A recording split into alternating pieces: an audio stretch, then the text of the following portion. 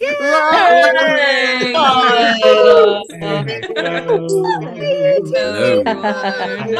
going to move my feet around. Right. Hello, Broadway everybody. producer. Anybody noticing? Yay! Hey, I don't know how to Hello. do We that. are available Hello, to everyone. hire. Let us stop our greeting. Hey. Whoa. All right. Hey, yay. Hello, everybody, and welcome to the Playground Experiment Virtual Volume 203. Woo! Wow.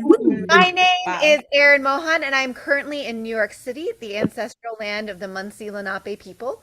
Tonight, we have artists participating from a range of places all over the country, and you can see several of them right now holding up the names of the indigenous peoples whose ancestral lands they are currently on. The PGE acknowledges that wherever we are in this country, we are occupying stolen land, and we honor and respect the indigenous people that once lived here, as well as the indigenous people who continue to live here and contribute to our society. I would like to invite all of tonight's participating artists to turn their cameras back on and say hello to our virtual audience. Hello! And now, Hi. please welcome to the virtual stage our founder, artistic director, and host for this evening, Mike Lesser! Hey, everybody. Thank you so much, Erin, for doing our land acknowledgement. And for those of you that are new to the Playground Experiment, my name is Mike Lesser. My pronouns are he, him, his.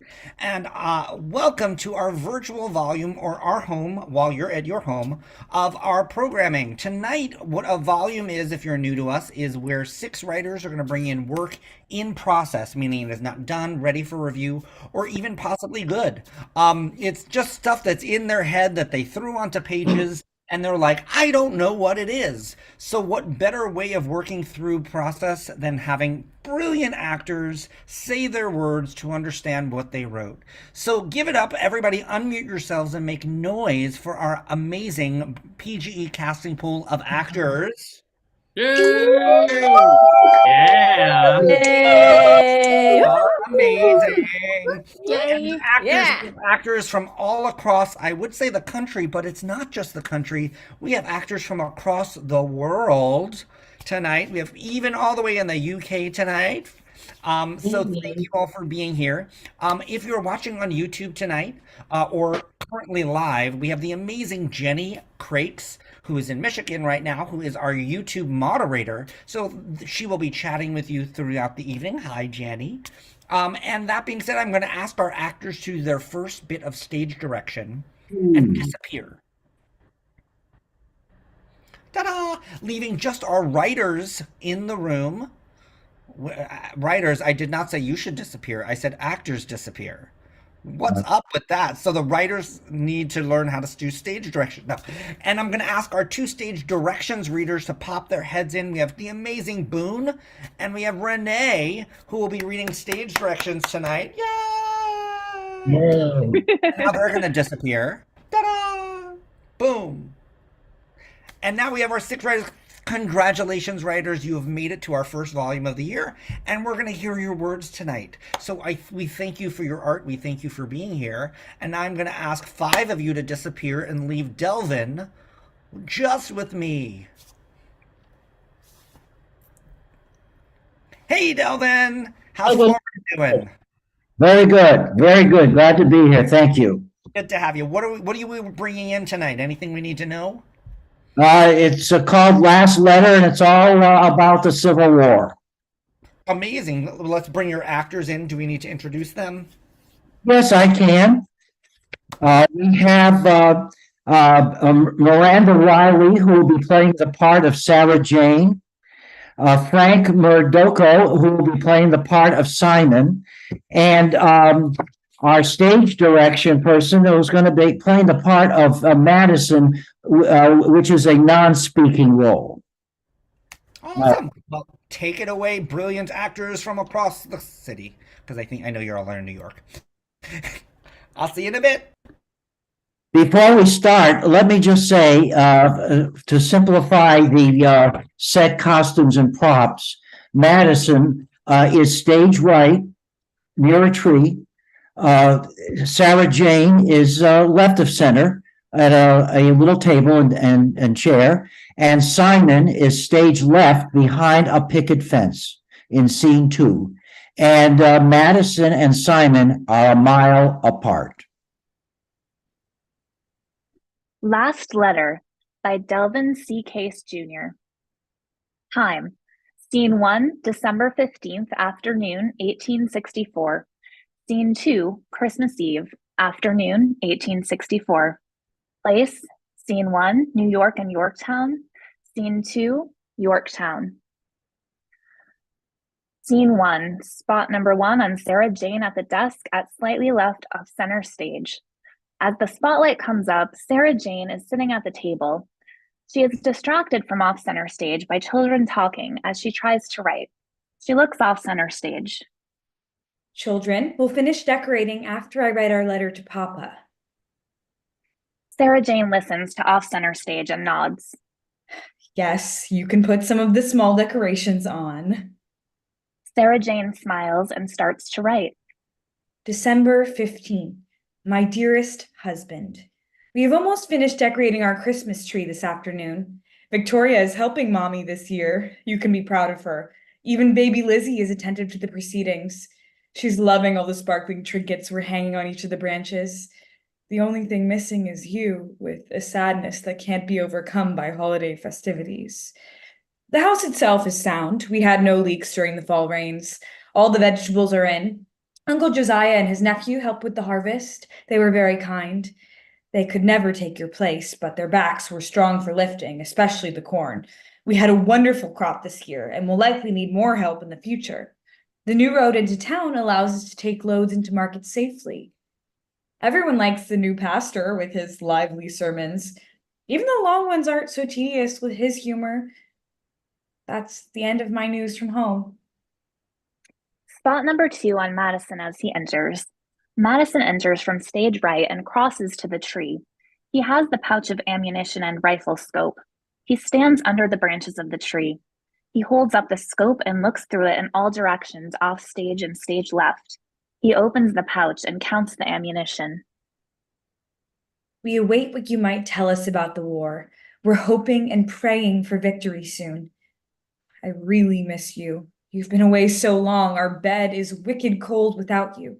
I long deeply for your look and touch in every way, in every way. Merry Christmas. May my next year's Christmas present to you be 1,000 kisses. Love, Sarah Jane. Madison climbs up the tree. He looks through the scope in all directions, especially toward stage left. He climbs down the tree and stands next to the tree. Sarah Jane kisses the letter. She puts the quill pen down, folds the letter, and places it in the envelope. She addresses the letter and sighs deeply. She looks off center stage. Children, I'm done. Let's go to the postal office. Every day brings us closer to Christmas, and I want Papa to get our letter Christmas Eve or sooner. The mail's delivered faster with the war going well. It should make it to him in a week. Then we'll come back home in the fresh snow to finish decorating and have some hot cocoa. Madison crosses to stage right and exits stage right. Spot number 2 off Madison as he crosses and exits. Sarah Jane crosses to edge of stage and exits with the letter off center stage. Blackout. Scene 2. Spot number 1 on Simon sitting on stump. As the lights come up, Simon is sitting on stump looking at letter from Sarah Jane.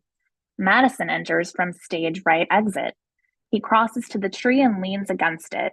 He cleans the rifle with a rag. He attaches the scope to the rifle. He loads the rifle with a pellet from the pouch.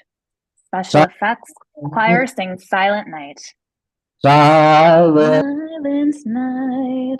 Holy night. all is calm, all is bright. right Round the virgin mother. Holy infant, so tender and mild. Sleep in heavenly Peace. sleep in Sleep in heavenly peace. Simon listens to Carol. Special effects, Carol ends. Better than gunfire. Simon reads letter from Sarah Jane. He puts the letter back in the envelope and puts it in a pocket. He takes a piece of paper and puts it on his leg. He picks up the quill pen to write his letter. Christmas Eve. My dear Sarah Jane, as I read your letter, I could feel you in my arms and see our Christmas tree decorated with all your presents to the children, made with love, lying around the tree. Yet I'll have to wait till next year for your kisses. I hope tonight's Christmas Eve service will be special. In the distance, I could hear our favorite carol from a church beyond the field in front of me. The music sounds more mournful than in past years. Is it because of the war, because I'm alone, away from home for 3 years? I'm glad you got help for the harvest. It's never easy work, even with the two of us doing it. As you said, we're going to need more help with our fields. Simon stops and looks at what he has written. Madison climbs up the ladder and sits on the large branch. He steadies his rifle against the branch and aims it stage left.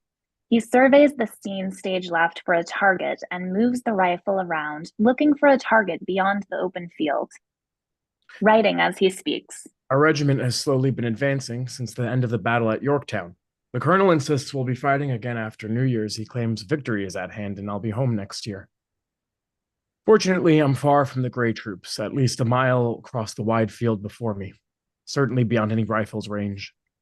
And the mortars merely light up the sky like fireworks and never come close, so I'm safe, totally. But not in your arms, the sweetest place on earth. Simon whimpers and wipes tears away. I love you, Victoria, and Lizzie so much. I miss you all more each day. May God bring me home to you safely and well before next Christmas. Your loving husband, Simon. Simon puts the quill pen down. He folds the letter and puts it in the envelope. He addresses the envelope. He stands up a little with his head above the wall as he looks for the army mailman. Madison notices Simon's movement and moves his rifle in Simon's direction. Special effects, sound of mail whistle. Special effects, U.S. Army soldiers shouting about the mail. Simon stands up and waves the letter in his hand toward downstage center. As he stands, he is clearly visible to Madison. At the sound of the whistle, Madison aims at Simon. Outgoing. Leaving letter. Madison fires at Simon. Special effects, loud rifle shot. Simon is hit by the bullet in 2 seconds and falls backward forcefully from the impact of the bullet. As Simon falls to the ground, his left hand opens and the letter slips away in the snow.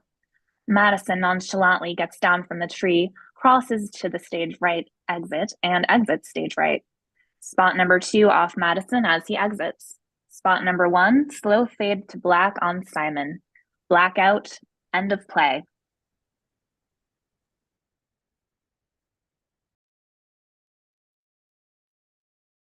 Thank you very much. Thank you very much. Great. Thank you. Great job, actors. Give yourself a bow. So simple, but so good. Wonderful work. Give it up. Thank you. Look at the comments. Tons of comments. Tons of comments. Let's bring up our next writer. We have Frances. Frances, all the way from Voices of America, number 10, 11. Which one were you in? I think 11. 11. Well, welcome back. Good to hear your work again. Is this something we've seen before, or is this a new piece? This is a new piece that I'm actually working on with a friend that's also playing one of the characters tonight. Awesome. We just want to raise awareness about the asylum seeking process in the U.S. I love it. I love it. Bring in your actors. They're all new. All new to the PGE. Welcome new actors to the Playground Experiment. Introduce yourselves. You guys want to go ahead? Sure. Hi, everyone. My name is Amin. Pleasure to meet you all. Pronouns he, his, him. Hi, I'm Kathleen Mary Carthy. I'm doing stage directions and reading The Counselor. Hey there, everybody. My name's Dante Bravo, and I use they, them pronouns. Hi, everyone. I'm Shristi, and I use she, hers pronouns. Who is the other writer? You said we're working on this with someone else? Oh, I That's mean yeah, Fernandez. that's me. Okay. Well, give props. Give props. Awesome. Well, looking forward to hearing this. I'm gonna disappear. I just want to say real quickly that there's going to be some mentions of detention and imprisonment, just so that everyone is aware and enjoy.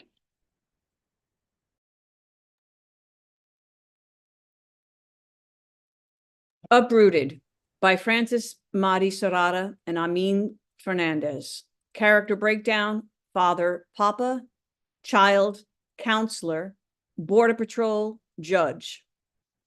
Scene 1, back home. Papá, ya no quiero ir a esta escuela. ¿Por qué? I don't like this school. They're always bothering me. What do you mean? This is the third school we've switched to this past year. It's because the boys make fun of me. What is it about this time? I sit with the girls instead of the boys. Child turns away from father. Another year passes and child comes home from school again. Papi, ¿Qué pasó, mijo? what is maricón? Who said that to you? A stranger called me that in the street today. It's a word meant to hurt people. All people? Like everyone? Kind people like you. But why? Because hurt people hurt people. Child turns away from father. Another year passes and child comes home from school again. ¿Sabes qué? I don't like the clothes you buy me for school. ¿Por qué? Because I want to wear what Monica wears to school.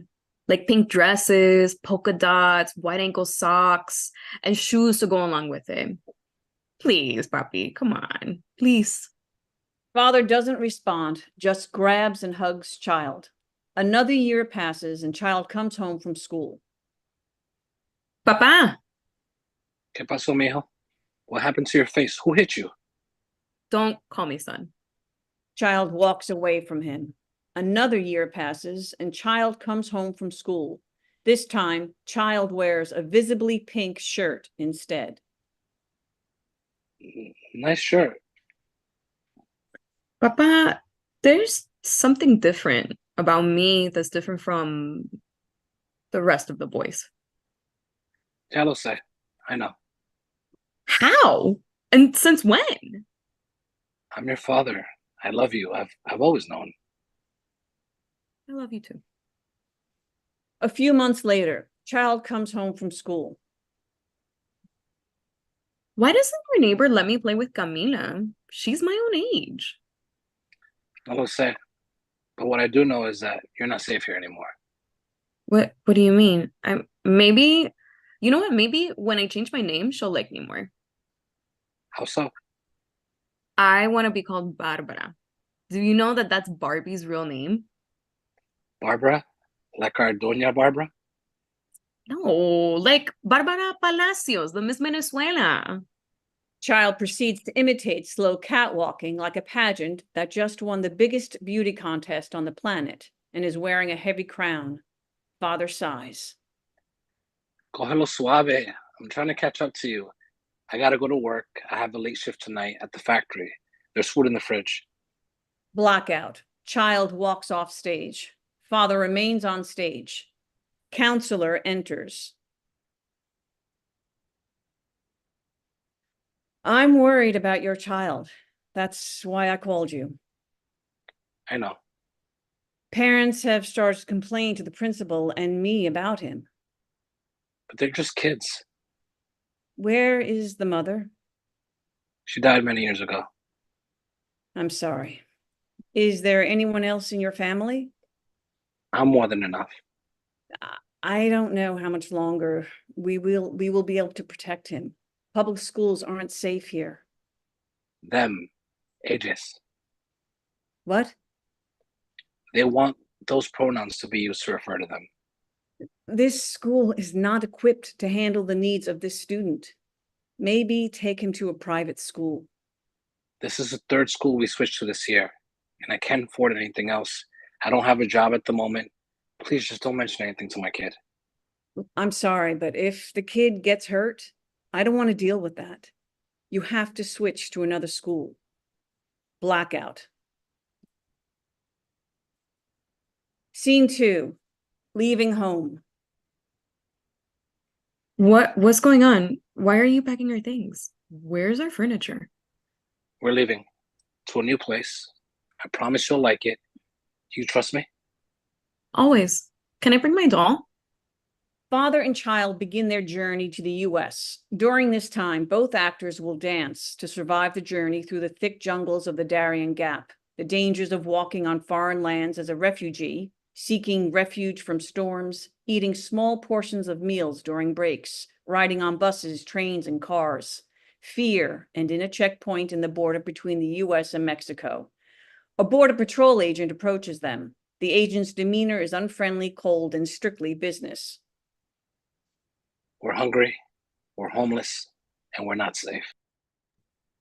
Why are you coming here? We're not safe. From what? Hate. My child needs protection, and I can't afford to give it.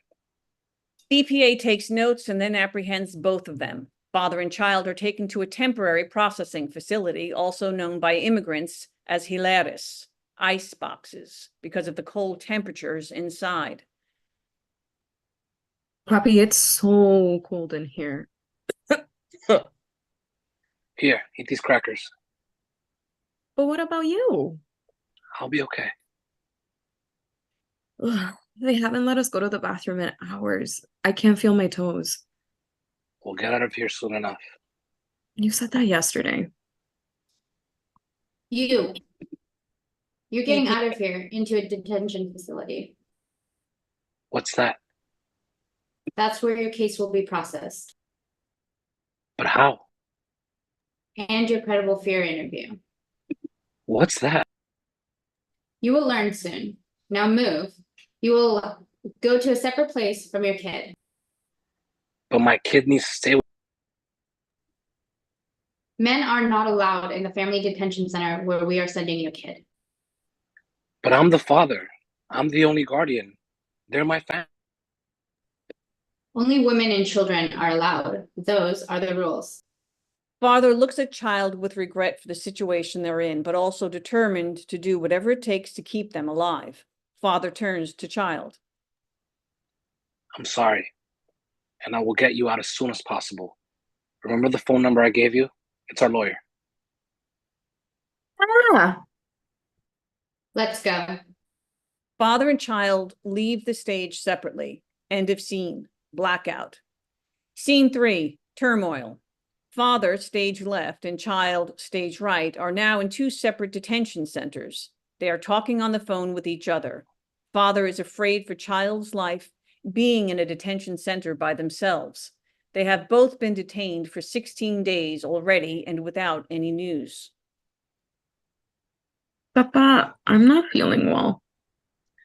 Did you go to the nurse today? She just gave me a pill again for the fever. Remember, they're not allowed to give us anything else aside from that. You've been sick since we got apprehended. Just go lay down. Just want an arepa. Soon. What did the lawyer say? We finally got a date for our appointment with the judge. What do they want? We need to let them know why we left Venezuela. Because it wasn't safe for us. Isn't that enough? We need to be a little more specific. I love you. I love you too. Transition. Child walks off stage. Father remains on stage. Judge enters and sits on the podium. Judge is cold and cynical. What do we got today? Asylum case based on sexual orientation, a minor. Who is speaking on his behalf? The father? Is a translator here? Okay, great. Alien number 245-555-556. All right, state your name, sir. Hi, Your Honor. My name is Jose Antonio Rodriguez Higuera. I'm here seeking asylum in the United States for myself and for my kid, Brandon. On what grounds? My kid isn't safe back home. They keep getting harassed by kids their age, by strangers in the street. They? They use they, them pronouns. The schools are trying to keep them safe. The schools aren't even trying to keep them safe either. Then change schools. I did 4 times. And They were pushed out of the school by administrators or bullied by students. They have been physically assaulted several times by students in the school and by strangers in the streets just because of the way they are. do you have proof of that? Yes, I have pictures. Police reports? No, I didn't think of that because the police back home don't care. I'll be honest, sir. It's your duty to seek help from the police or at least attempt to relocate somewhere else. So your chances of winning asylum aren't very good. My kid deserves to grow up safely. Please give us a chance. I'm afraid to lose my child if we go back home.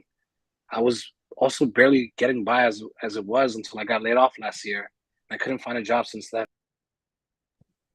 I will let you out on bail if you can afford it. And you will have a year to fight your case in court and be given asylum. But what if we don't get? Then, sir, you will need to return to your country. The bail is set for, let's say, $8,000 for each of you. But I don't have that kind of money. Good day. Next case. Lights fade. Father and child appear on stage, and we watch the dad get an ankle bracelet before the scene ends. End of scene.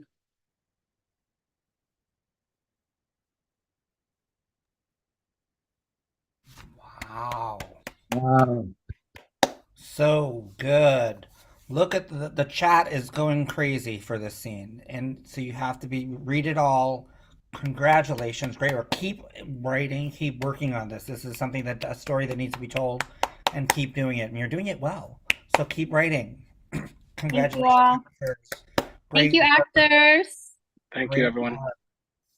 Whew, that was a lot. Okay. Kendra, come on now. Great work. Kendra Augustin, who is in Florida now, being nice and warm. Yes. No, I don't know. Dreading coming back. Yeah. So now this is a piece we've seen before, yes? Mm-hmm. So what catch us up? What do we need to know about it?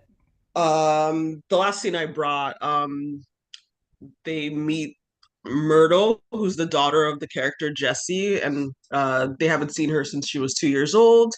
In that last scene, Myrtle and Leo connect over art and science, and they completely ice out Jessie. So this is the scene right after Myrtle leaves. Awesome. Do you want to introduce any content warnings we need to know? I think I make 2 brief mentions of adults and children or teenagers in an inappropriate relationship. Yeah. Awesome. You want to introduce your awesome actors? I will let them introduce themselves. Okay, I'm Maria, and I'll be reading for the part of Jessie. I'm Alessandra, and I'll be reading for the part of Myrtle. I'm Peter. I'm going to be reading the role of Leo.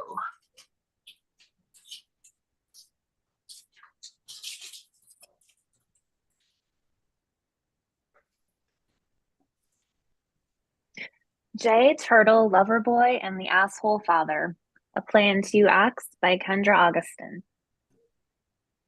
Setting, present day, Jessie and Leo's Upper West Side living room. Myrtle takes her backpack, a graphic novel, and exits. Leo shuts the door behind her. Jessie sits on the piano bench and just stares at the keys. What a great fucking kid. Rafe was right. He did a great fucking job. How does someone like him raise an amazing person like that? Well, I guess she has a violent streak, which she definitely gets from him. Remember when he almost broke my nose after he found out we were sleeping together? Maybe she gets a little bit of that from you too, since you did punch Rafe earlier. But we can fix that in 3 months. Of course, Rafe wouldn't tell us that she changed her name, wanted us to start off on the wrong foot. But it turned out fine. And she's into fucking astrophysics. We got to tell her that one of your dreams as a kid was to be an astronomer. That's genetics, right? How even though the two of you aren't part of each other's lives, she and you are made of the same stuff. And even though I'm not her dad, she loves anime and Marvel. It's like she absorbed all the shit I watched with her and read to her when she was a baby. Like, I'm a part of her, even though she isn't really mine. And her hair, when I met you, your hair had purple streaks. She's you. A little cooler than you were, but you know what? She doesn't fucking have your smile. She does fucking have your smile. It lights up the room. Oh, I bet she'd love to come to Carla and my mini graphic novel tour this summer. I should ask her. Jessie plays Beethoven's Symphony No. 5, famous 8 notes. I have to figure out the run order for my concert. Starting off with Beethoven Symphony No. 5 is sure to be a crowd pleaser. People want the familiar when they walk into music hall. The more obscure stuff can be in the middle. Do you think that's a good idea? Would that excite you? Jess? Yeah. What's up? I'm just playing something different for the Gunthers every morning, and while also deciding what the Fulbright people would find interesting. It's a delicate balance, you know? I feel like I have to sacrifice time for my art to please the people who pay me, and for Fulbright, I obviously can only do German composers.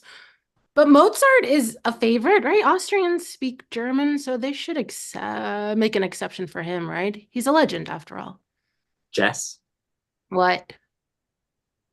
Your daughter just spoke to us for the first time. And you're thinking of your set list? She spoke to you. Jessie starts to play the Beethoven Symphony No. 5 intro again. Fuck. Jessie stops playing. I'm so sorry. I didn't think that. Shit.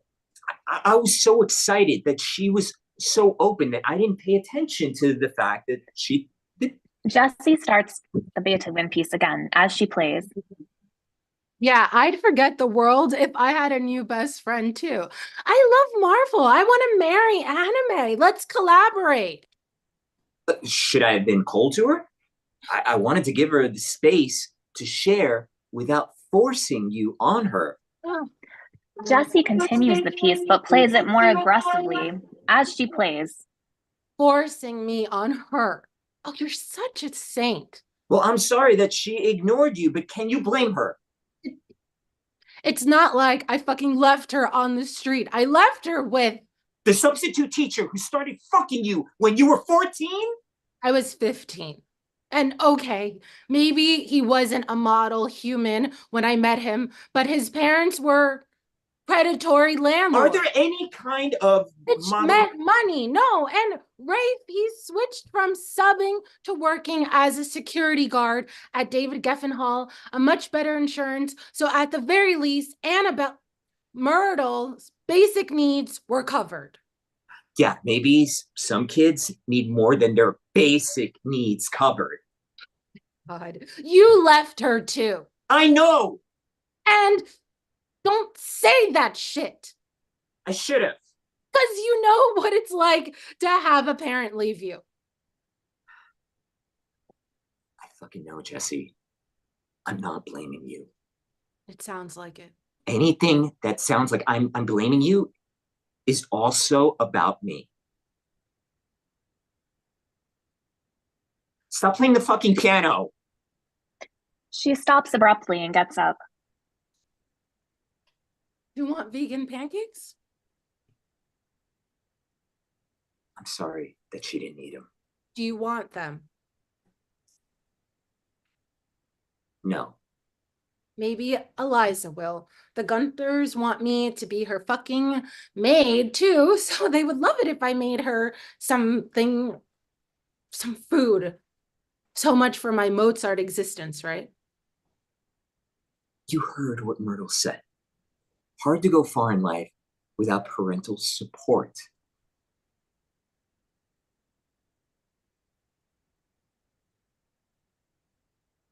Her silence hurts like a motherfucker. Leo goes to comfort Jesse. At this point, I wish she would just curse me out or cut me. Paint my face with blood from the broken nose she gives me. Maybe we could play cops and robbers and I could pretend to break your nose. Fuck you. Please do. We can't even have sex now that she's here. Send nudes? You send nudes first. Only while you're at work. Deal? Deal.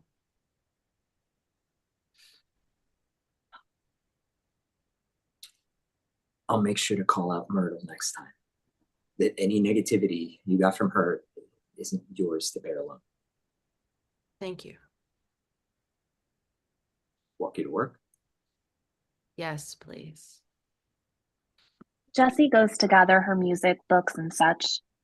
Ooh, the pancakes. Jessie puts her things down, then runs into the kitchen. Leo looks at his artwork, smiles at the thought that someone likes it. Should teach the Gunthers here instead. He picks up Jessie's music books and purse. Jessie runs out of the kitchen, pancakes and paper bag. So they can compare the size of our apartment and meet my kid? No thanks. Leo opens the door. You should ask your kid for some anime recs. Oh, I bet she's dying to give me some. Sometimes nerdiness is stronger than anger. Yeah, okay. They exit. Scene 4. Jessie plays something by Wagner on the harp. Leo is leaning by the door, waiting, checking his phone. Vegan spinach artichoke pizza on the coffee table. After a few moments, there's a knock on the door. Leo stands straight. Jessie stops playing. Leo opens the door. Myrtle enters. Hey. Hey. My friend invited me to go to a science retreat over the weekend, so I'll be gone till Monday. Oh. So you told your friend you were going without talking to us? I'm talking to you now. Without asking us? Asking you what? I think we're going to have to set some ground rules. Have a seat. Leo gestures to the armchair and Myrtle heads that way. I made some vegan spinach artichoke pizza if you'd like some. Myrtle, now seated, is tempted to get some but decides not to. Leo sits on the sofa on the side closer to Myrtle. Jessie sits next to him. It's past midnight. Correct. We think that's a little late for you to be out. Okay. And we don't think you should be out that late. My dad had no problem with it. We're sure he didn't, but while you're with us, we think... You're gonna give me a curfew or some shit? Yeah. We think by 9. 9 I think that p.m.? Am I 5? we just don't think it's safe. I've been coming and going wherever I wanted, and I'm still here. I guess it's safe. We have to be informed of where you're Hey, gonna be. I've been in charge of my life for as long as I can remember, and I don't think you guys can come in and try to change shit now. We're not trying to change anything right now. Myrtle holds her hand up, indicating that Jessie can stop talking. Hey, hey! You will not shut up your mother. I appreciate you responding to my text and telling me where you were. But she also texted you. And you didn't respond. Silent treatment won't be accepted here.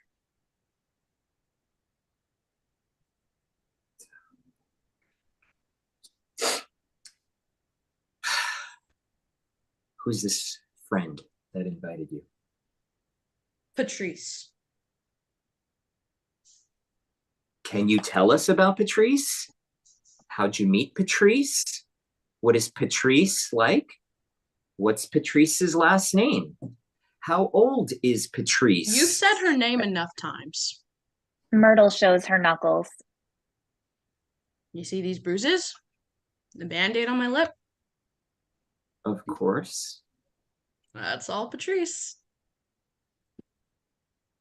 I'm sorry, you're friends with this person? Yeah. She hooked up with my dad at some hotel and then stole his car for the weekend. And when she came back to school, I beat the shit out of her. But then she beat the shit out of me. And usually when I beat a bitch's ass, they just take it. Even cry sometimes. Well, all the time. But Patrice put up such a good fight. It was like a boxing match. And I was like, I gotta be friends with this queen. Like, she can handle herself and break some noses with me. That's the kind of female friendship that's necessary for survival.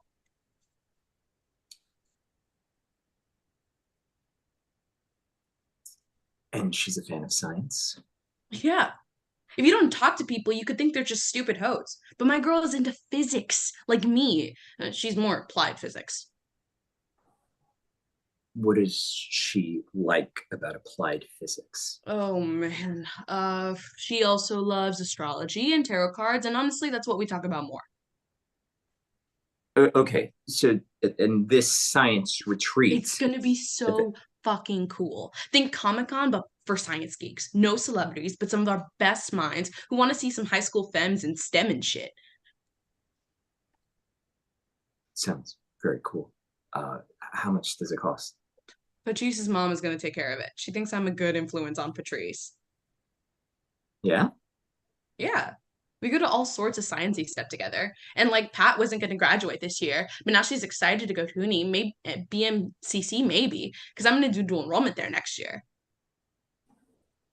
Oh, so you want to go to college?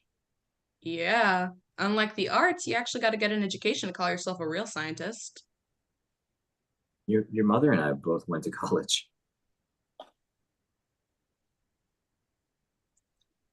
Can I ask you something? Sure. How rich are you? Rich? Oh, well, we're not rich. The Gunthers, this family I play piano for every morning. When they hired me, I told them that I didn't have any instruments at my own home, but I hoped that they had some at their home, and they felt sorry for me. So they bought me the piano and the harp so I could practice every day. And as much as I hate them as people, they've done a lot for me. Yeah. We went to Germany twice on their dime.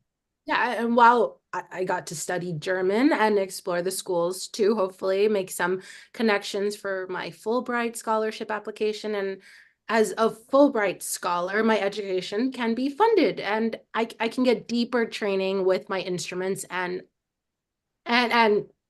this coffee table was a gift from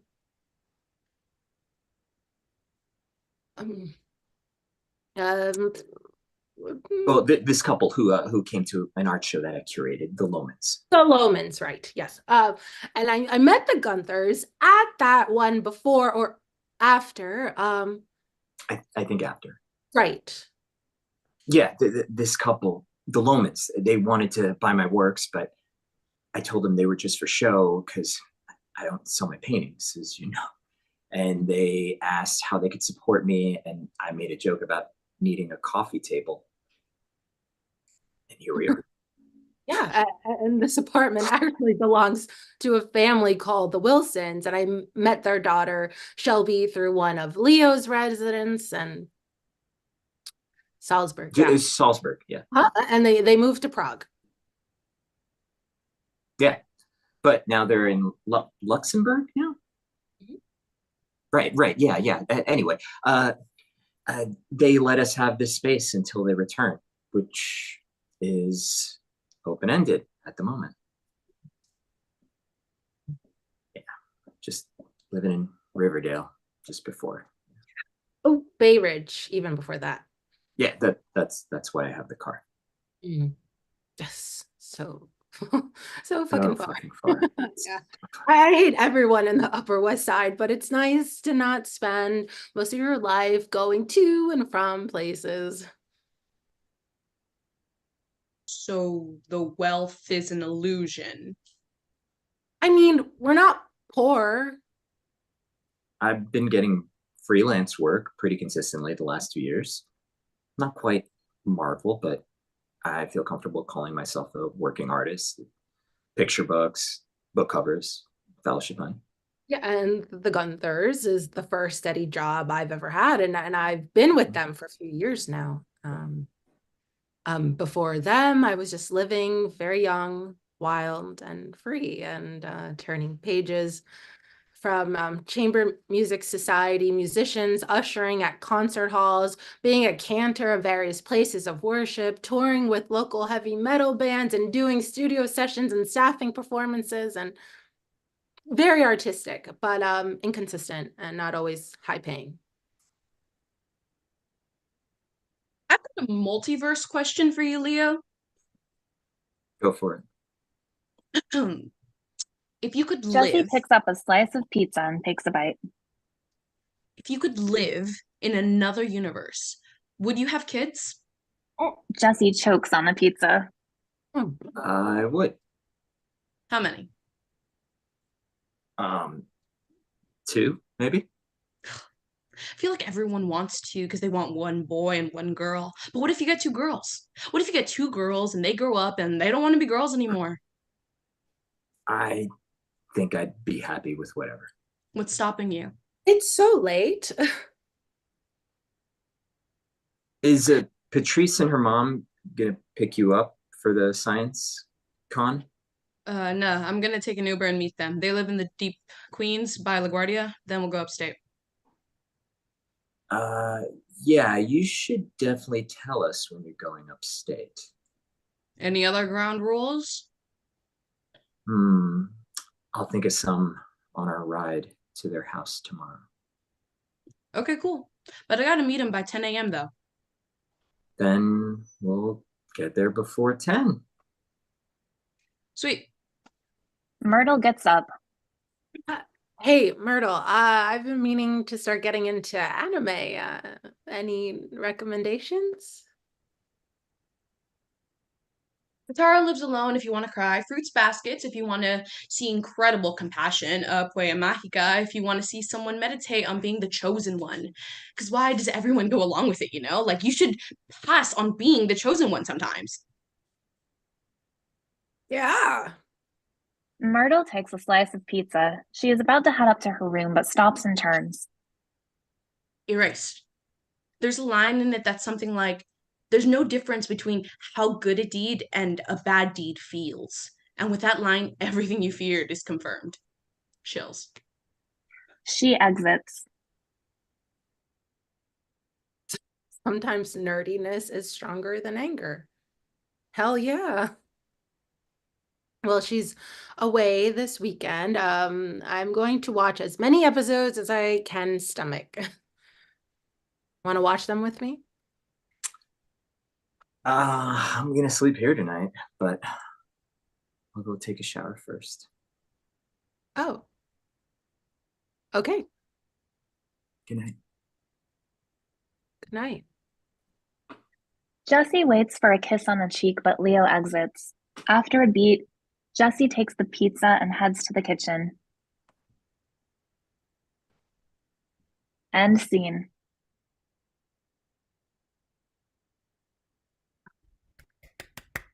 Wow. Awesome.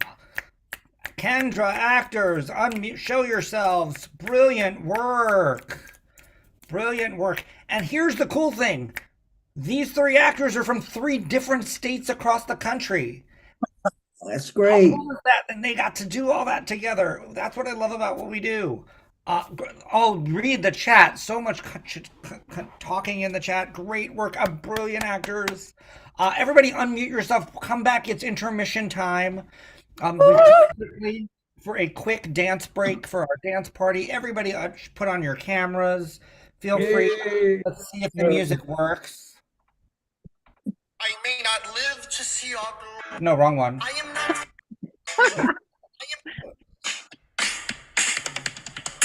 There's nothing rich folks love more than going downtown and Feel slumming free it. to dance along. They pull up in their carriages and gawk at the students in the common just to watch them talk. Take Philip Schuyler, the If you man know the who's words, sing along. Daughters, Peggy, Angelica, and Sky. What on the God? Work, work. And Peggy. Daughters, sisters. Work. Daddy doesn't need to know. Daddy said not to go downtown. Like I said, you're free to Daddy, go. free to go. Okay.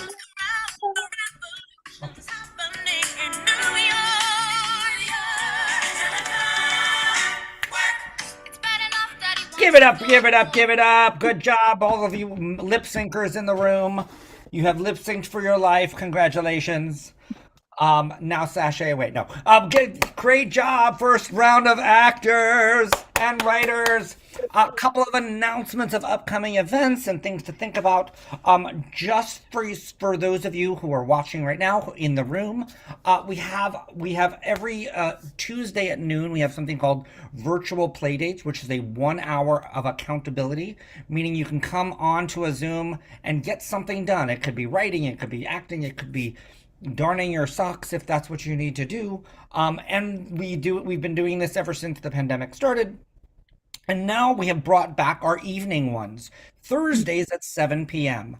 And we are very lucky that we have two amazing PGE artists who are moderating them. Our Tuesdays at noon are moderated by the amazing David Cece. And our 7 p.m. on Thursdays, we have Orlando Rodriguez, who is our moderator for those. So if you need to get something done, even if it's just forcing yourself to just be with yourself for a little bit of time for an hour and do something, join us at any one of those play dates. You can go on our website, thepge.com. Also, if for some reason you end up on the PGE on Venmo and happen to type in the PGE and happen to donate $1 million to us, we will gladly accept it. We are a nonprofit theater organization. That being said, we are going to go right into Act 2. Unmute yourselves, make noise for Act 2. Come on, Act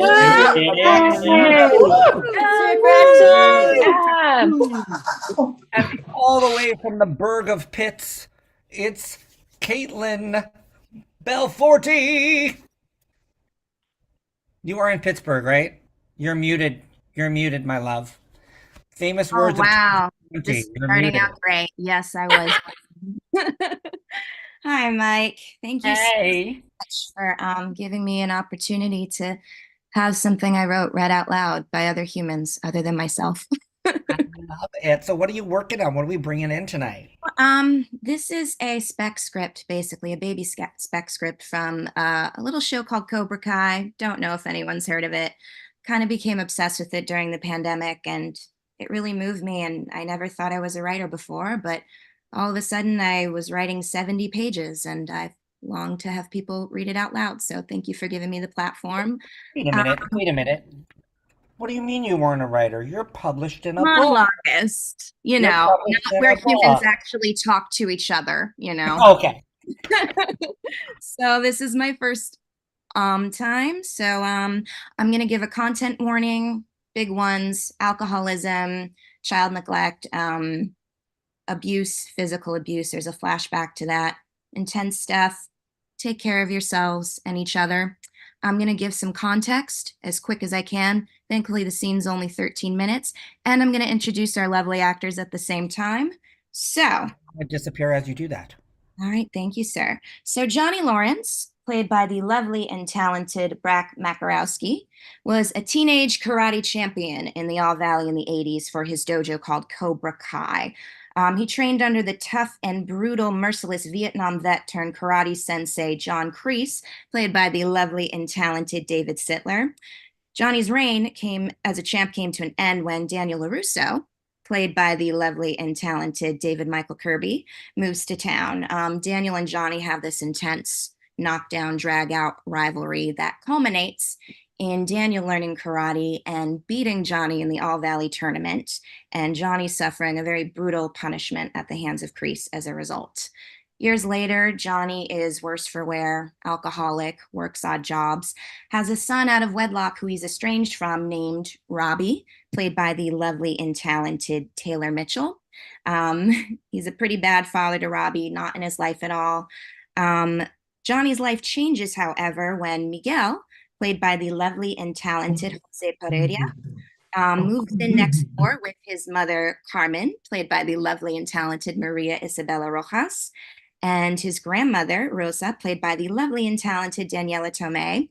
While Johnny is out one night drinking, he saves Miguel from some bullies, and Miguel begs Johnny to teach him karate.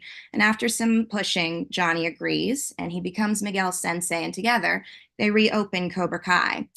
Robbie sees this, and he gets so hurt and jealous that Johnny is basically fathering some other kid that he decides to seek out his dad's old rival, Daniel. And Robbie and Daniel train together, and they open up the dojo Miyagi-Do. Robbie eventually moves in with Daniel, kind of becoming like a surrogate son, even begins dating his daughter. So like history repeating itself, Miguel and Robbie have another knockdown, drag-out rivalry that culminates in a very brutal fight at the high school where Robbie lands a kick on Miguel a bit too hard, causing Miguel to fall 3 flights of stairs and fracture his spine, putting him in a coma. Robbie runs away from the police. Daniel finds him and turns him in, thinking it's the right thing to do. Robbie ends up in juvie, refuses to speak to Daniel, doesn't take any of his calls. Miguel is temporarily paralyzed as a result of this accident, and Johnny nurses him back to health and gets him to walk again. And he fails to visit his son in juvie. And Robbie is very pissed about that. But guess who does visit Robbie? Kreese, give us an evil smile and a wave for us. So yeah, these are the given circumstances. Lots of drama, lots of craziness. And this scene is going to be narrated by the lovely Kathleen Mary Carthy, aka Boone. I'm gonna STF you now and get out of the way and take it away, lovely actors. Scene, parking lot of the Cobra Kai dojo. Nighttime. There is shattered glass everywhere after the brutal fight that took place. Daniel, Johnny, Miguel, and Sam stand bruised, bloodied, and exhausted, facing opposite Kreese. There is a brief lull in tension. Robbie enters the scene holding his head. Robbie, are you okay? I didn't mean to hurt you. Robbie takes a step back away from Johnny. Kreese puts a protective arm around him. You all right, son? Johnny explodes with rage. He grabs Kreese by the collar of his shirt. You son of a bitch. You goddamn piece of shit. I'll kill you. I swear to God, I'll kill you. What kind of sick, twisted game are you trying to play? Then Johnny, come on. Don't make things worse. How could things get any worse? Haven't you taken enough from me? You want to take my son, too? I didn't kidnap him. I'm not holding him hostage. The boy came to me. He asked for a place to stay until he could be with his mother, and I'm providing that. He's been through a lot lately. Seemed like he has no one else to turn to. Robbie, you're not living here, are you? Robbie, I told you can stay at our place.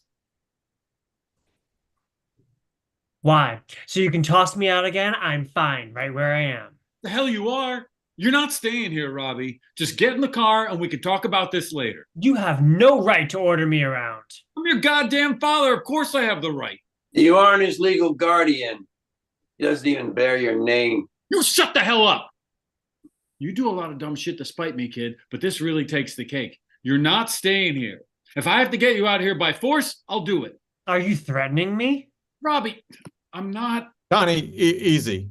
Let's just stay calm. I'll call the police. Well, that's your favorite thing to do, isn't it? Come on, Robbie. I don't want to do this, but it's not safe for you to be here. Oh, so it's safe for him to live with you and your wife? The same one who just earned herself a restraining order for assaulting me. Go to hell. If you call the cops on me, I'll run away. And this time, you won't find me.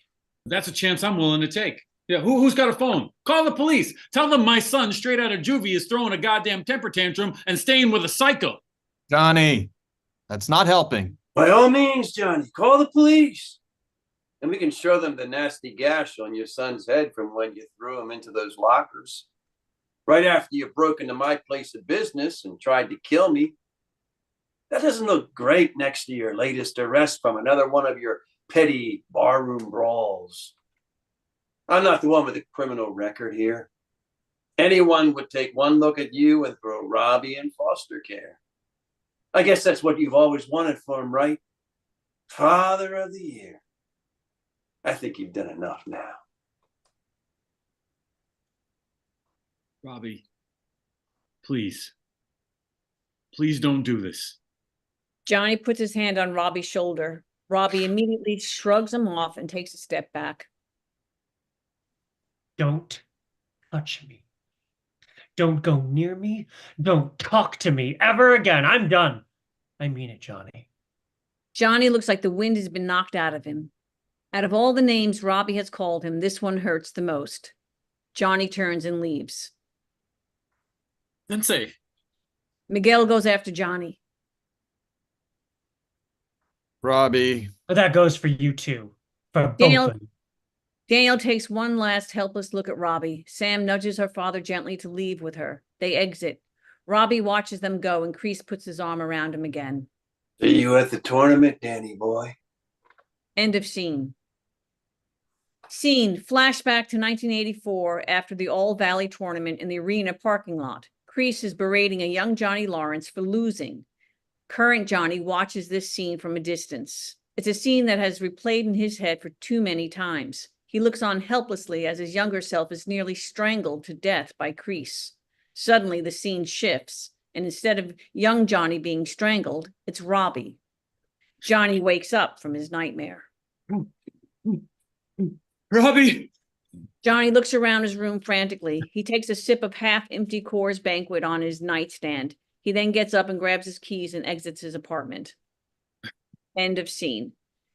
Scene, Cobra Kai Dojo exterior, nighttime. Johnny sits in his van parked across the street. He stares at the building intently.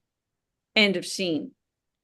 Scene, exterior of Johnny's apartment building. It's early morning. Johnny drives his van back into the parking lot of his apartment complex after a long night of sitting outside the Cobra Kai Dojo.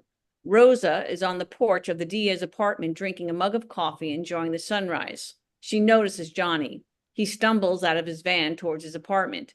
He looks exhausted and scared. Rosa approaches him.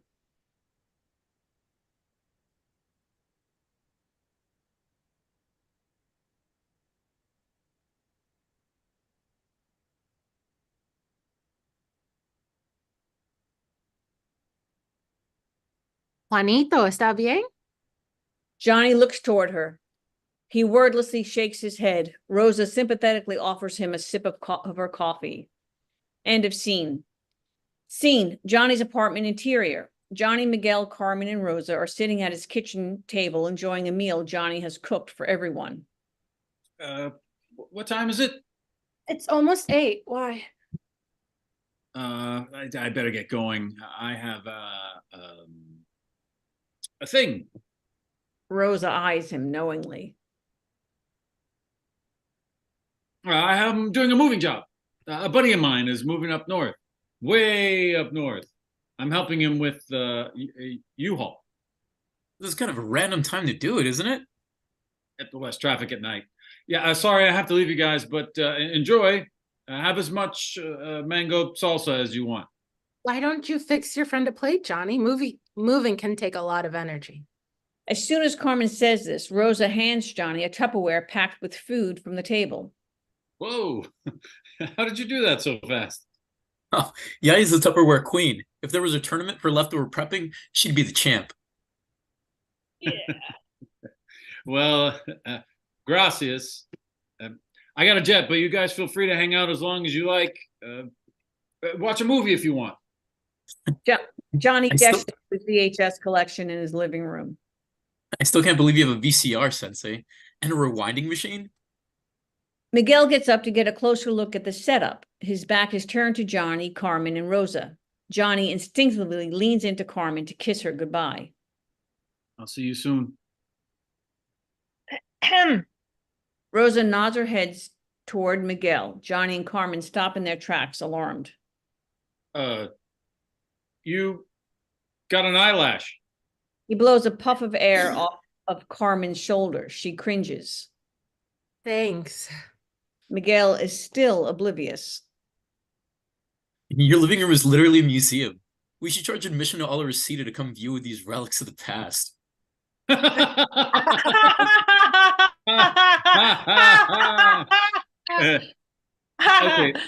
bye. Johnny exits. Ah, qué buenas noticias. Tenemos que limpiar su cocina, weón. Carmen and Rosa clear the table and begin to wash dishes and put things away. Carmen notices a childhood photo of Robbie on the fridge. It takes her a moment to realize who it is. She examines the photo closely. End of scene. Scene, nighttime, exterior of Johnny's apartment. Daniel approaches Johnny's door with a case of Coors Banquet.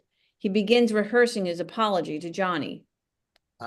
Johnny, I'm sorry. I snapped at you at practice today.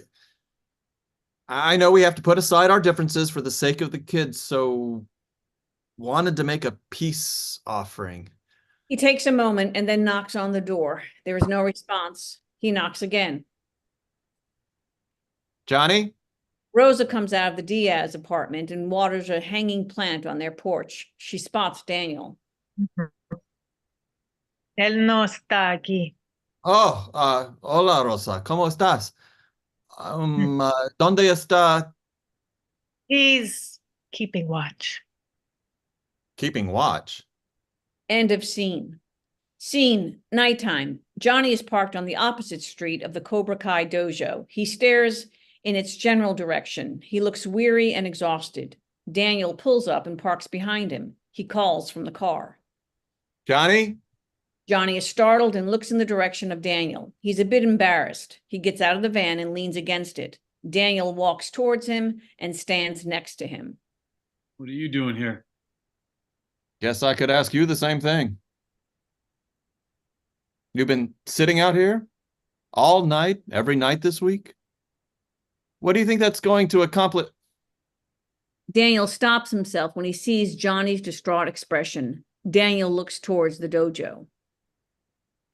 Amanda tried calling him a few times and offered the guest house.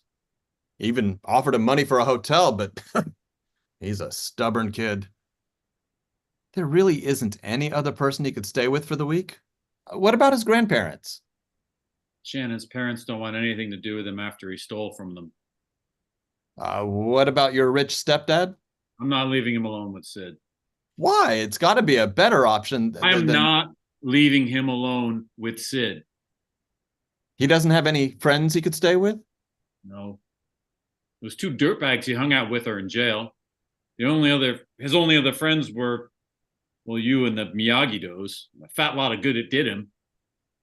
And what does that mean? I mean, that fucked up thing you said to him when you were at my place, you knew that would hit him where it hurt. He looked up to you. He was just trying to protect Sam, who you should hold accountable for once in your life.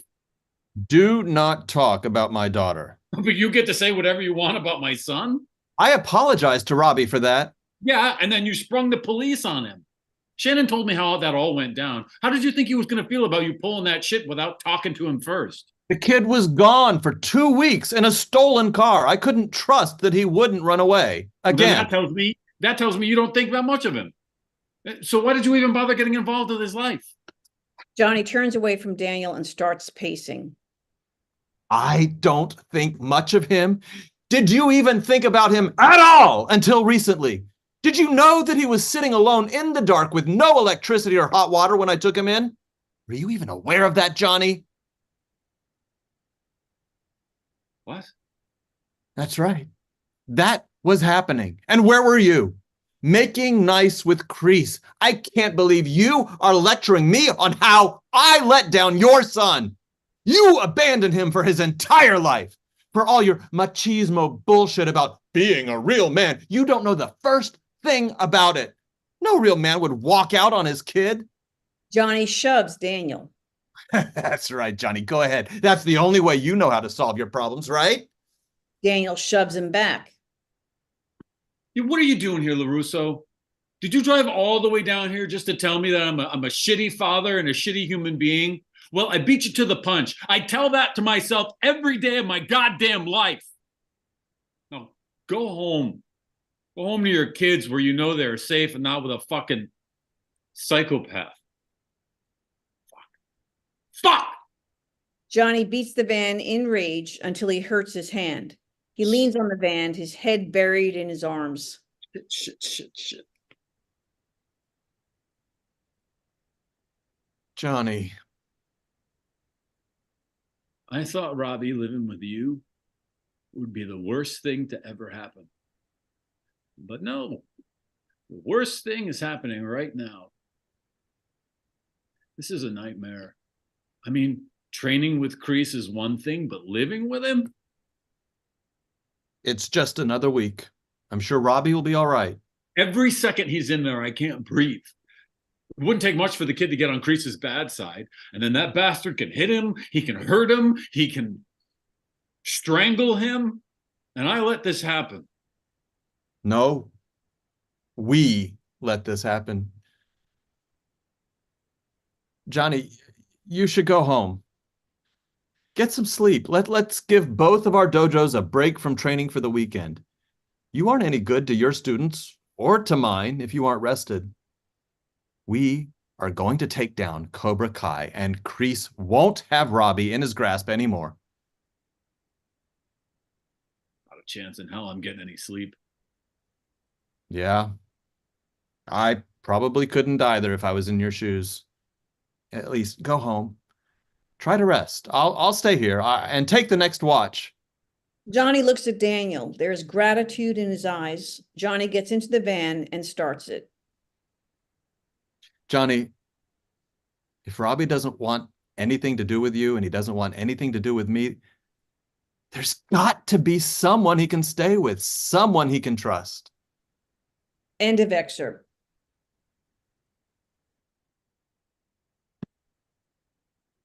Woo!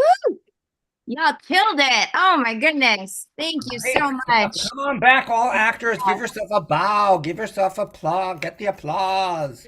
Beautiful, Great beautiful work. job. Every single one of you. Thank you so much for being so generous with your time and commitment, and it just makes my little heart so happy. So just thank you.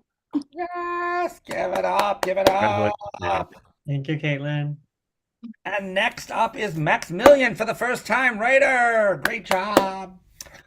Maximilian, what are we working on tonight? What is for bringing us tonight? Hi, Mike. Thanks for the opportunity to getting my words read tonight. I'm really excited. So it's just a short play that I wrote over the holiday season called Peace Prophet. And it's about our reliance on social media, as well as the importance of mental health. And after the play, I'm just gonna clarify who some of the characters are, because I want the audience to be surprised. Sounds good. So I'm just gonna introduce the cast. Peter Pasco is gonna be reading for the role of the protagonist, Patrick. Rick Taylor Rivera is going to play the role of Ed. Sandra Paris is playing the role of Samantha. George Pappas is playing the role of Abby. Bug Johnson is playing the role of Travis. Matthew Menendez is playing the role of Ethan. And Renee Nicole Gray is going to grace us for her presence reading stage directions. All right, I'm going to leave it to the actors. Thank you. Peace Prophet by Maximilian Kempf. On a bare stage, there are chairs assembled in a circle. Sound effect of camera clicking is heard. Samantha observes intently as she scribbles notes on a pad of paper. Travis poses for his TikTok followers on his phone. Want a piece of ass? That's so crass. I'm seeking a different social class. That's groovy. So how many followers do you have? 40K. That's nothing. Well, Jesus originally had 12 disciples. Now he has billions of followers worldwide. I could really use Jesus on my ticket right now, since I support an open border policy. Plus, I put billions into my campaign fund. If I had that kind of dough, I'd give that to the poor. I wouldn't be flaunting my status as a Nepo baby, Remind us, what's your political party again? Peace and Freedom Party. I'm proud of my Mayflower stock. I'd flaunt that on TikTok. Better yet, Mayflower porn would be so dope with the colonizer victim S&M routine. Since I'm all for free love, I endorse your Flower Power Orgy Tower. Well, if I were you, I wouldn't be proud of my ancestors decimating an entire race of people. What you don't get is that the Peace and Freedom Party allows me to reinvent my image as it honors indigenous peace sovereignty, allowing them to harvest on their own ancestral lands. I totally dig that, coming from a commune and sharing my vegetables with my hut mates. You see, we hippies invented free rent and free healthcare. So don't you think I should be your running mate? Or better yet, we could have a pig as our mascot. And I don't mean having a cop on your side, as progressive as that may be. But wouldn't that go against kosher dietary restrictions? Alienating the Jewish vote? I think since you're not slaughtering it, I think you'd be fine. Better yet, you should treat him like a loyal service animal. That's genius. I will have all the disabled and animal activists flocking to the polls. Plus, I have the narrative to back it up with my beloved pig Wilbur growing up, who served as my support animal before that was a thing. I think you're getting how political endorsements work. But you still need some more schooling. You know, they don't call me Troon Smith Travis for no reason. Ooh, let me craft your slogan. I can't wait to hear what he comes up with. Even in biblical times, poets and troubadours were all the rage. Do you want to join TikTok and show them what you got? Because you got to know when you're in focus, you're damn hot. I can see why he's become your Orpheus. I love the flattery, but you sure know how to pop people's pimples. I love that alliteration. I totally see the billboard with the prepubescent version of you, covered in acne, with the pimples representing our daily struggles. I long for those youthful days on the farm when we would both sing hymns and read the gospel. What good did reading it do if you ignore its fundamental teachings? You should have thought of that when you broke several commandments. Enlighten me. Which ones did I break? You know very well that thou shalt not steal, murder, or covet what you don't have. Good for you. Get it off your chest. Show him who's boss. Oh, don't encourage him. Should have been you that died. Oh, you're equally culpable, stealing all the money that I earned. I took what I needed to survive. I'm glad you left and reinvented yourself, but it took a huge toll on your soul. If only I could be your running mate and still be alive for us to date. Won't you continue the fight for me? Sound effect of gunshot. Patrick recoils in fear as he stools himself by rocking back and forth and sobbing in his lap. Abby, Ed, and Travis exit the stage as Samantha scribbles furiously on a pad of paper and attempts to get Patrick's attention. Patrick, are you with me? Patrick, you've just gotten out of one of those disassociative episodes. Who did you encounter today? I met them all. I was particularly proud of how you stood up to your preacher father, Ed. I didn't think I had him in me, but Abby was egging me on. Is Abby your Jiminy Cricket? Yes, he's been my inner conscience and imaginary friend ever since I was a little child. Why do you think he manifested as a political hippie and brought up a pig as your running mate? Perhaps because Wilbur provided me with emotional support, just like Abby did, as I didn't have counseling on the commune. Animals can be very soothing for our grief. How are you coping with the recent suicide of your father?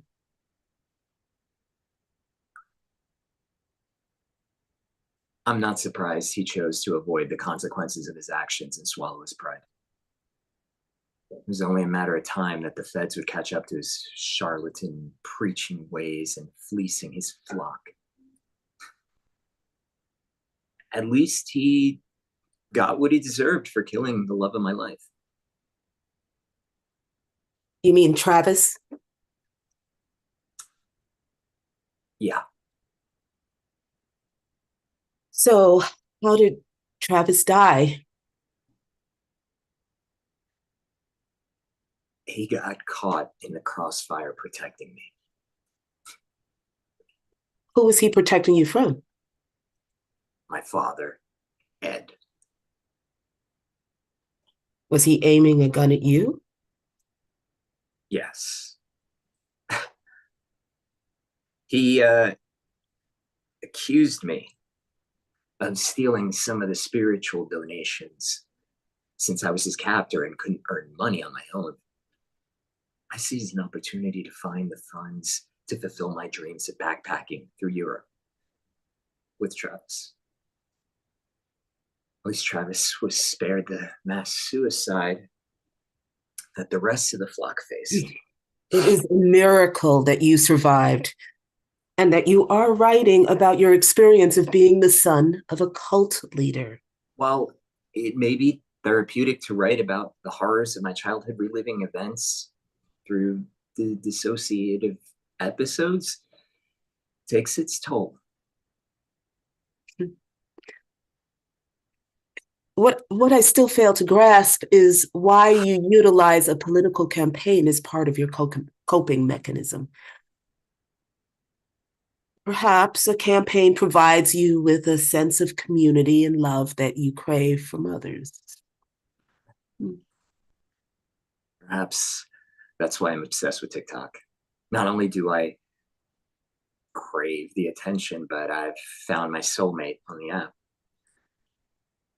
How can that be? Through my profile view history, I've noticed that my crush has liked and commented on my videos just like I did with the ones on his page. So we just DM'd each other. I'm happy that you found ways to cope with your trauma, but be careful that your crush doesn't have ulterior motives.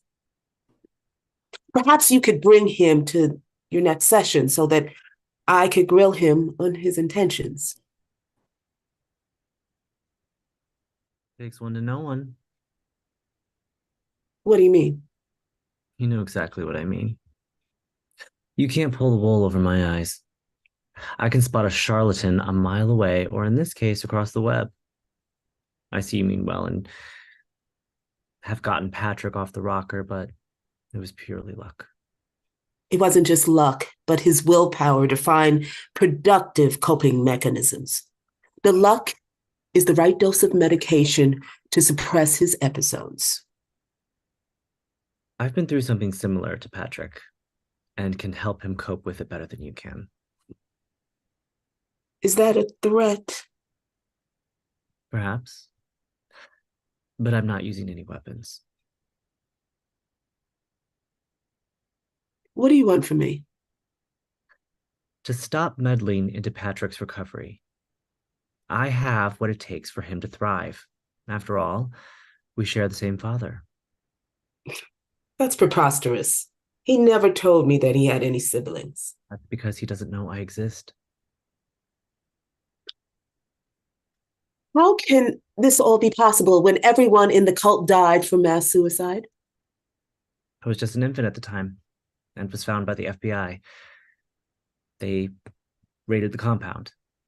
They raised me and introduced me to seek out other survivors. The book should be mine, as I am also the son of a cult leader. There is no need to turn everything into a competition. That's where we differ. I deserve having a flock of social media followers more than my stepbrother. There are more important things in life than followers. Like what? family, for starters. You both could create the community you both crave. Family is overrated.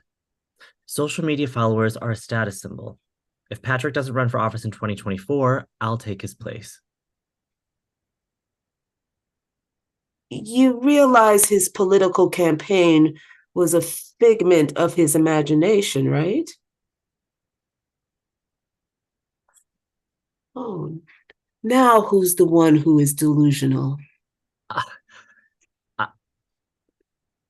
I knew that. We are made for each other. You will not last as a couple. He can see through your facade. No, he can't.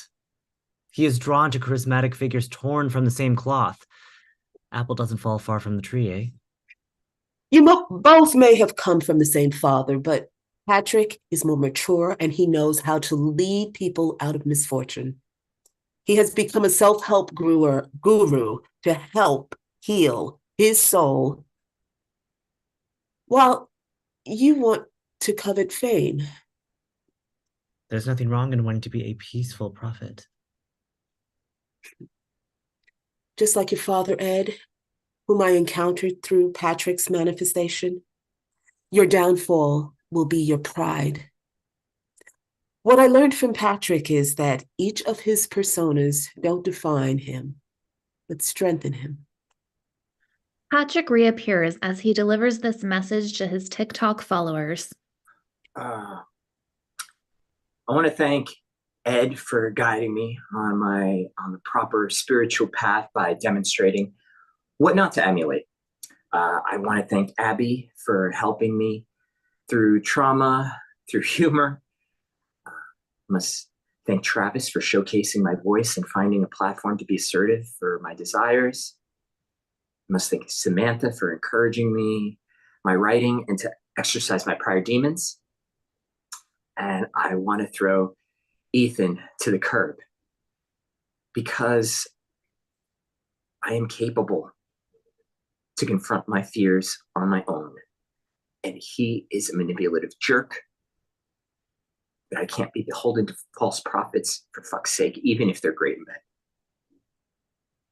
I'm deleting my social media feeds. It's for the betterment of mankind. End scene. Thank you, everyone. Yeah. I hope you enjoyed the Great. twists and turns. Oh, we did. Look, the chat is chatting away. Every actors, give yourself a bow, actors. Great job. So just to clarify, if there are any questions, basically, Travis, Ed, and Abby are all figments of Patrick's imagination. They're all manifestations of moments from his past. So Ed is a manifestation of Patrick's dad. Travis is a manifestation of Patrick's teen lover. Abby is a manifestation of Patrick's pet pig, Wilbur, his support animal. And also, inspired by Abby Hoffman.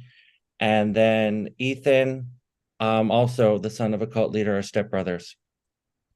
Great work. Good job, everybody. Thanks for bringing work in, Max. Good work. Thank you. And next up, it's time for last but not least, first-time writer again tonight, Amanda. All the way from North Carolina. Yes. That was a terrible accent, I know. So I know this is a piece you've been working on throughout you started early. It's a play, right?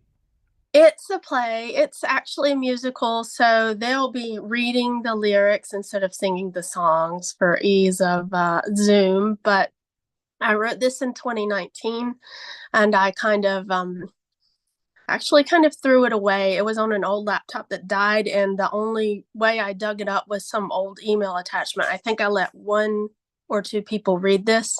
So I really appreciate you guys humoring it and bringing it out of the trash. I love it. I love it. Well, is there anything we need to know before we start? The only content advisory I would mention is that there's some allusion to some interpersonal bullying. an allusion to an absent father, an allusion to wet pants, but nothing overly dramatic. And I don't mind introducing the cast because it's a rather large cast written for a giant ensemble. I love it.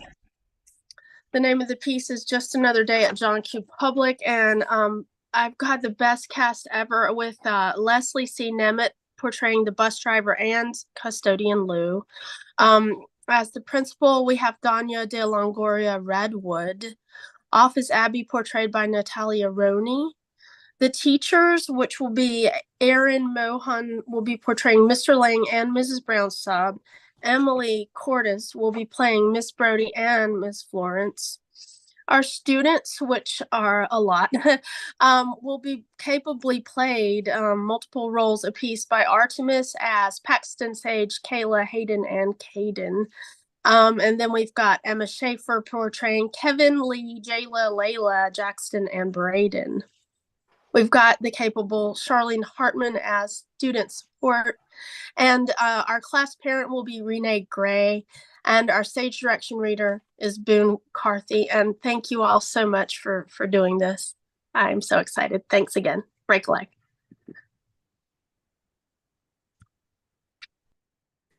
Act 1, Scene 1. Setting, Monday a.m., public school in any town, USA.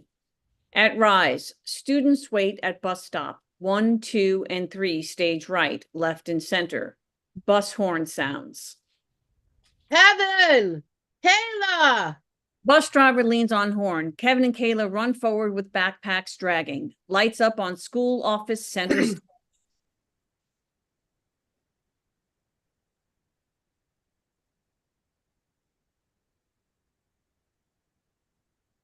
Welcome to another day, the finest day we've got. Come on in and take a look. A better school there's not.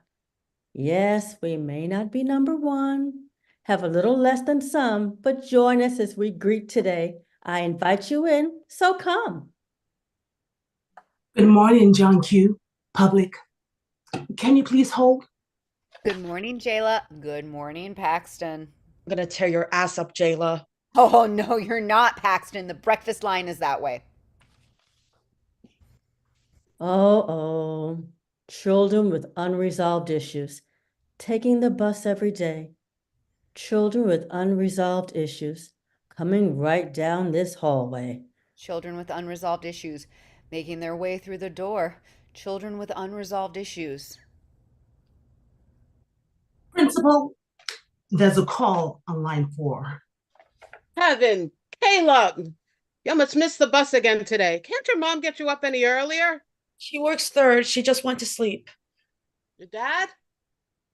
Kayla looks down, exits the bus. Children with unresolved issues, whether they get on my bus, bringing their unresolved issues. Maxton opens his bag, dumps contents in floor. Dumping them all over us. Children with unresolved issues. Braden? Here. Caden? Present. Hayden? He's absent again. I can't even get their names straight. Children with unresolved issues. What mark do I have on their fate? There's a sub in Miss Brown's class today. Remind me to remind her of their lunchtime. She's always pretty late. Maxton, where's your folder? Maxton, are we speaking today? Maxton, present. Jackson? Here. Paxton? I'm going after Jayla at recess. Layla? Good morning, Miss Florence. Kayla? Good morning, Miss Florence. Jayla? I need to go to counselors. Oh, children with unresolved issues, bringing their problems to us. Children with unresolved issues can't learn when they're lacking for trust. Opens Good morning, door. Gayla. Was it Paxton again? Oh, children with unresolved issues. We don't know how they can learn. Children with unresolved issues, we don't do it for the pennies we earn. Children with unresolved issues, day in and day out for a year. Children with unresolved issues are here. Bell rings, students sit. Good morning, John Q. Public Elementary. We have fish sticks or taco salad for lunch. Fundraiser envelopes are due tomorrow. And as John Q. Public always said, today is gonna be another great day. Today is gonna be another great day. Knock it off. Mrs. Brody, Superintendent Mason just called. She's going to be doing a walkthrough this morning with someone from Richfield Junior Charter Academy for the Charter Public Collaboration Series. So, well, we're going to go with you as the model classroom today, all right? Sure. I have children with unresolved issues. I just smile and say we're doing fine. But these students with unresolved issues, well, they're not anyone's students but mine. Okay, class. It's time for our morning journal. Why did the founding fathers write the Declaration of Independence? You have 3 minutes before we jump into our social studies lesson for today. And go! Quickly log yourself onto a computer. And so it begins. At least we're not assessing today. And so it begins. Standardized testing. Let's pray. Are they all seated? Are they all awake? Let's pass out the pencils and read prompts from the state. And so it begins, waiting for the last bell to ring. Then they will make the announcement. You may now commence the testing. And so it begins.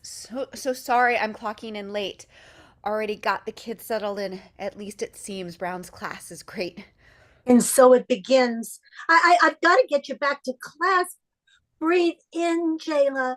Breathe out. Oh, here's another hall pass. Hurry in, Jayla. We're about to start testing. And so it begins. And so it begins. And so it begins. And so it begins. Tardy bell rings. Sound effect of school bus braking loudly. Bus driver enters with Hayden, Lee, and Sage. Number 4 is late. Had to run a double. Goodness, kids. Testing's about to start. You've got to get to class.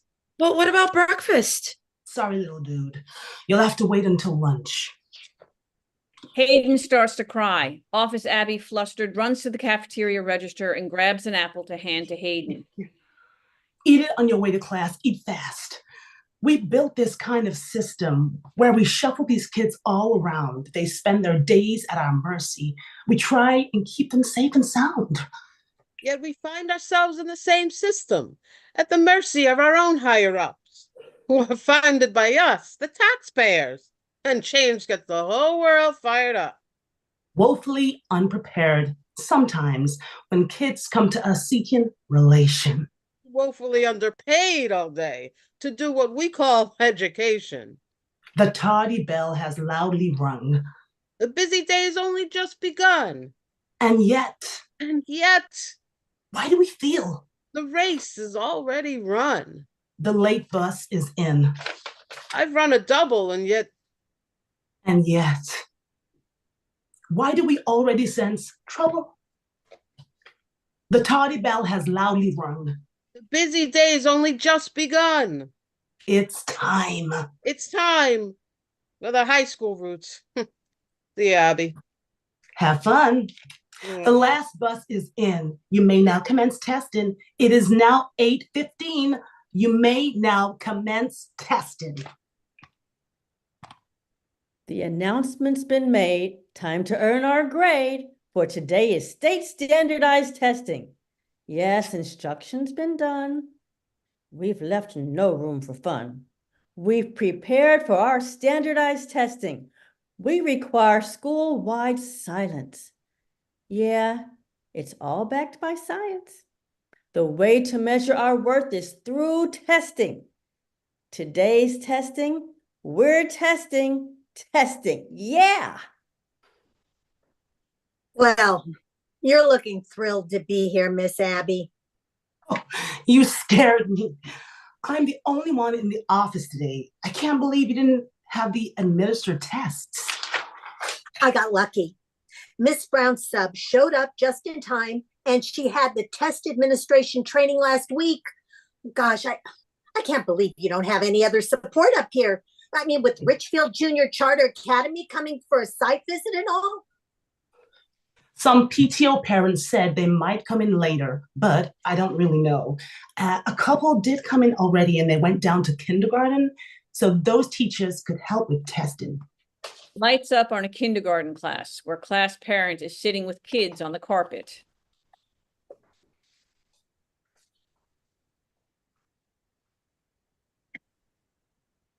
Okay, kids, what day is today?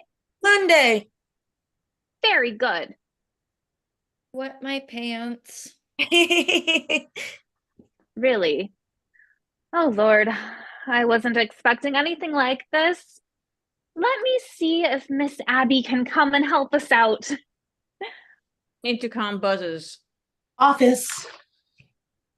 Yeah, this is Caden's mom down in kindergarten. We have a situation, a bathroom situation. Okay.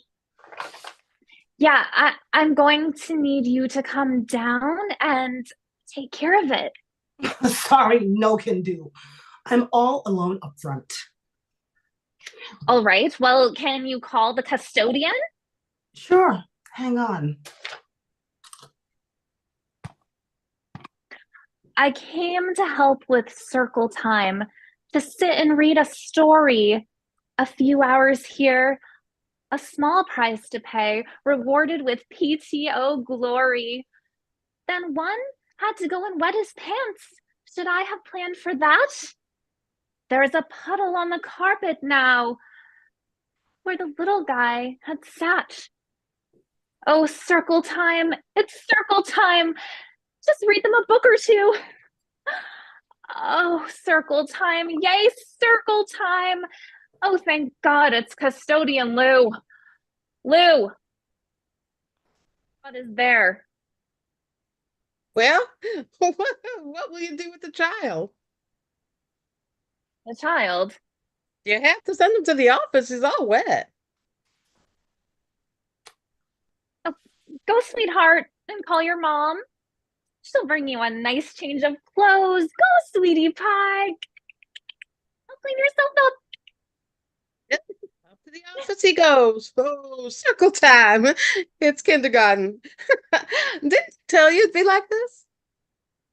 Oh, circle time. I had no idea the whole room could smell just like. Office. Yes? There's no working phone number for this student.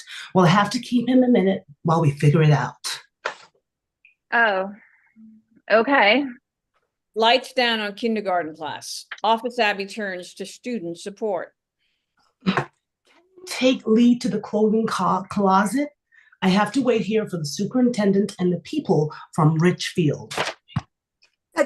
Well, that's why they call me student support. Come on, Lee. You know the drill. So, where's your family today? I don't know. My mommy is working. Where is she working nowadays? The drive-through. She's not supposed to use her phone in the drive-through. Ah, that's what I thought. Well, did she send any change of clothes in your book bag? I don't have extra clothes. Hey, no worries. That's why we have the clothing closet. Oh, here we are. Oh, looks like a few of your little friends got into the bin. Let's see. Looks like the same stuff as last time. Oh, here's some jeans. One's a little big for you, and one might be a little too small. Which one works for you, Lee? Lee, looking sad, points at the big pants. Okay, now go on into the bathroom and change, and then we'll fix them up. Here, put your wet stuff in this bag, and Mom can wash them all later. But we don't have a washer, remember? It'll be okay. Go change. Circle time is just about over. You don't want to miss your class, do you? Lee exits. Children with unresolved issues, barely with the clothes on their backs. children with unresolved issues whose families fall through the cracks. Lee waddles out, holding up pants falling down at the waist. We can fix it up here. Here, I'll tie your belt loops with some string. There you go, all better. They call me P. Lee P. Who's calling you that? Everyone. We've really got to let your mom know. The school nurse made a doctor's appointment for you before. Did you ever go? Nope. Mom had to work. It's okay, Lee. You're good. So go on back there and you have a good day. Waving Lee back into class. Children with unresolved issues. We don't even have a full-time school nurse. What will it take to get them attention before any of it can get worse? End of scene.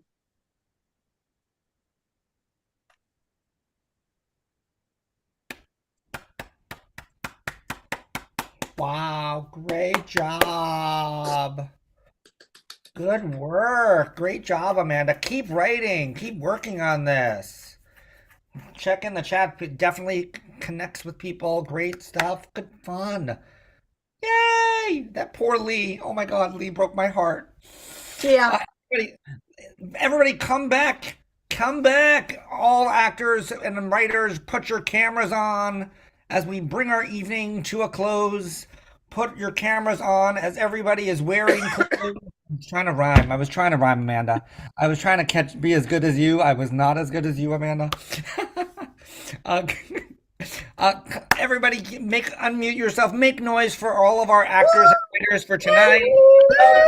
Lovely night. The acting, the writing. Wonderful night. Great work for our stage directions readers, Boone and Renee. So Great marvelous. work. Woo. As we say at the end of every volume, this volume is officially closed. And a huge thank you to Jenny Crakes, who has been chatting away on the YouTube. Hello, everybody who's been watching. I saw a bunch of people out there. Avery, and Coco was out there. Coco, who else did I see? I saw a bunch of other names. Thanks for joining us. Our next volume will be I'll translate. Because not everybody speaks Mike. I know. Our next volume will be volume 204. It will be local here in New York City. And the following writers will be presented. We have Denise DeStefani Mendoza Valdez, Aaron Mohan, who was in the room, Matthew J. Kaplan, Max Raymond, Natalie Nicky Farrow, and Orlando Rodriguez. If you are here New York based and you want to be considered for casting, you can go to our website right now, thepge.com, and sign up for that. Also, be on the lookout. We have a couple of other events coming up. Our Drop and Give Me 10. Our next one will be on February 18th, but sign up will come up soon.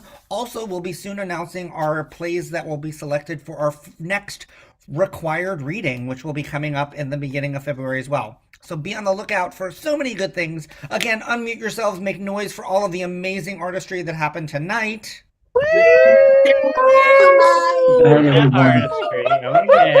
Great night. Great night. Thank you all. Say goodbye to our YouTube audience. Bye, YouTube Thank audience. you. Bye, YouTube audience. Bye, guys.